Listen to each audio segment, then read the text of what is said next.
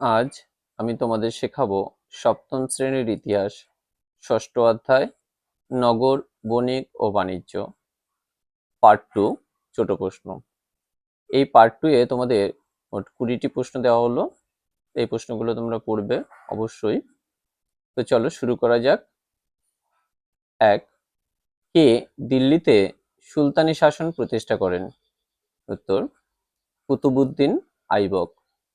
2 নম্বর প্রশ্ন, শাহজাহানাবাদ শহরটি কে প্রতিষ্ঠা করেছিলেন? উত্তর, মুঘল সম্রাট শাহজাহান। 3 নম্বর প্রশ্ন, ফৌজ-ই-আলাই নামক চারকোনা জলাধারটি কে খনন করেছিলেন? উত্তর, আলাউদ্দিন খলজি। 4 নম্বর প্রশ্ন, কাকে চিরাগ-ই-দিল্লি বলা হয়? উত্তর, সুফি সাধক শেখ নাসির উদ্দিনকে। 5 নম্বর প্রশ্ন, কোন শহরকে মহাভারতের ইন্দ্রপ্রস্থের আদি রূপ বলা হয়েছে বা বলা হয়? উত্তর, দিল্লি শহরকে। 6 নম্বর প্রশ্ন, কুতুব দিল্লি কি?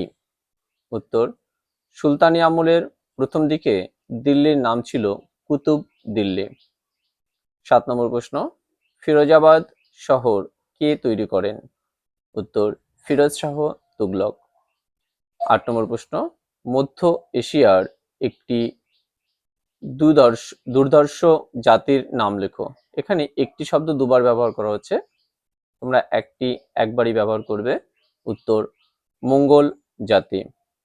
9 নম্বর, সুফি সাধকদের মধ্যে সবচেয়ে বিখ্যাত কে ছিলেন? উত্তর, নিজাম উদ্দিন আউলিয়া। 10 নম্বর প্রশ্ন, কে ফিরোজ শাহ কোটলা তৈরি করান? উত্তর, ফিরোজ শাহ তুগলক। 11 নম্বর প্রশ্ন, কোটলা শব্দের অর্থ কি? উত্তর, দুর্গ। 12 নম্বর প্রশ্ন, কোন সুলতান শহরে জল আনার জন্য খাল কেটেছিলেন? উত্তর, সুলতান ফিরোজ শাহ। 13 নম্বর প্রশ্ন, কার রাজত্বকালে আগ্রা ভারতের রাজধানী হিসেবে গড়ে উঠেছিল? উত্তর, 1505 খ্রিস্টাব্দে সুলতান সিকান্দার লোদির সময়ে। 14 নম্বর প্রশ্ন, ভারতে মুঘল সাম্রাজ্যের প্রতিষ্ঠাতা কে? উত্তর, সম্রাট আকবর। 15 নম্বর প্রশ্ন, এলাহাবাদ দুর্গ কোথায় বানানো হয়? উত্তর, গঙ্গা ও যমুনার সন্ধিস্থলে। 16 নম্বর প্রশ্ন, শাহজাহানাবাদ শহরটি কোথায় গড়ে উঠেছিল? উত্তর, যমুনা নদীর পশ্চিম দিকে। 17 নম্বর প্রশ্ন, হাভেলি কাকে বলে? উত্তর, শাহজাহানাবাদ শহরের সবচেয়ে বড় ও সুন্দর বাড়িগুলিকে হাভেলি বলা হতো।